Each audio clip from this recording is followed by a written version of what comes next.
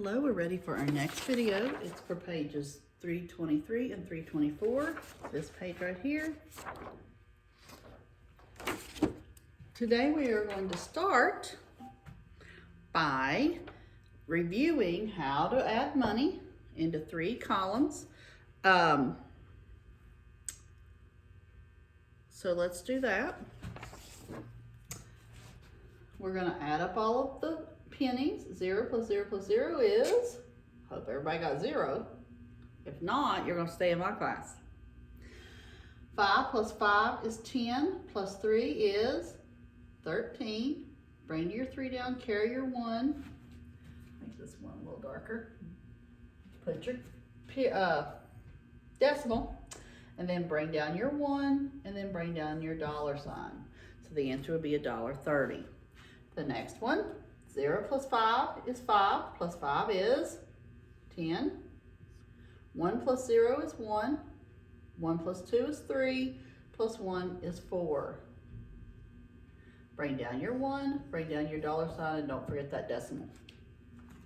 Okay, now we are going to talk about time. We count the whole groups of tally marks first. We're going to review tally marks, but this is going to help us counting our clocks, counting our time. This tally mark, when we count tally marks, we count the whole group as what? 5. And then the individual tally marks, we count by 1. So we have 5, 6, 7. Now, let's look at the clock. Let me set the clock. Reading time to the nearest minute is like counting tally marks. Let me get my clock set. I should have done this beforehand, but I did not. Okay. Reading time onto the nearest minute is like counting tally marks. If the minute hand is not pointing to a number, we first count by 5s, and then we count the individual marks. So let's go. The hour hand would be 5. Then we go 5, 10, 15, and then the 2 marks, 16, 17.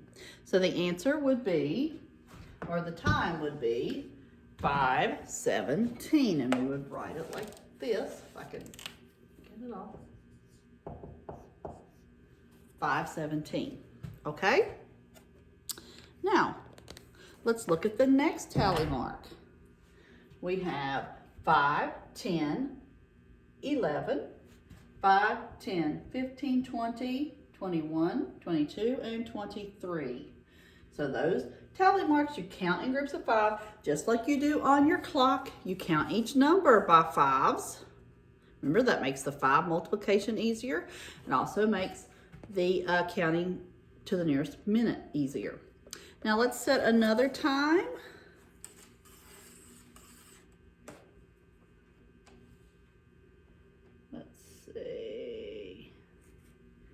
All right, we have the hour hand between the 6 and the 7, and we know that it's not to the 7 yet, so we have to make the hour a 6, and then we have it not touching the 10 and not touching the 9, the minute hand, excuse me, not touching the 10, not touching the 9. If we count by 1s, 5, 10, 15, 20, 25, 30, 35, 40, 45, and then we count the individual, 45, 46, 47, 48. So it'd be 6:48.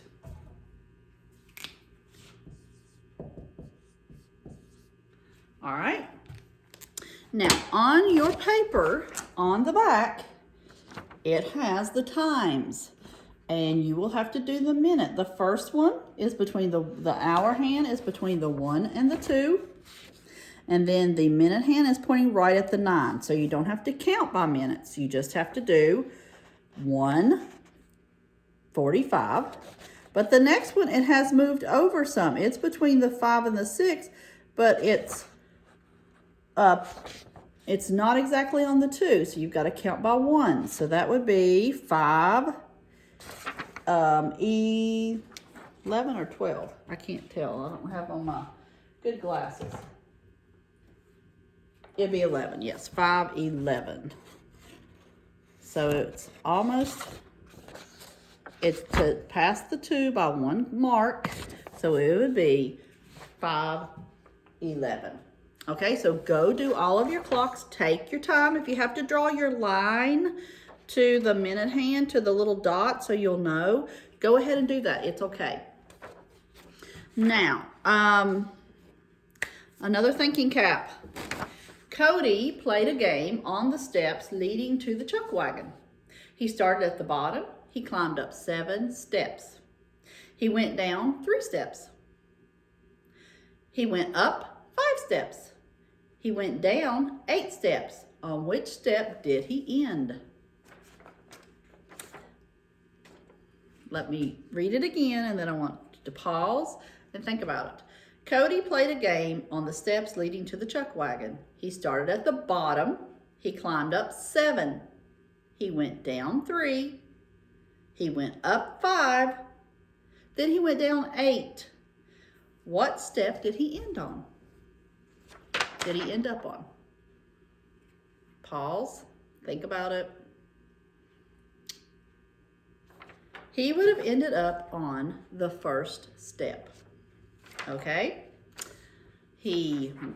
And that's just a thinking cap question to get your brain thinking before you start your math paper. Remember to do it all on the front, all on the back.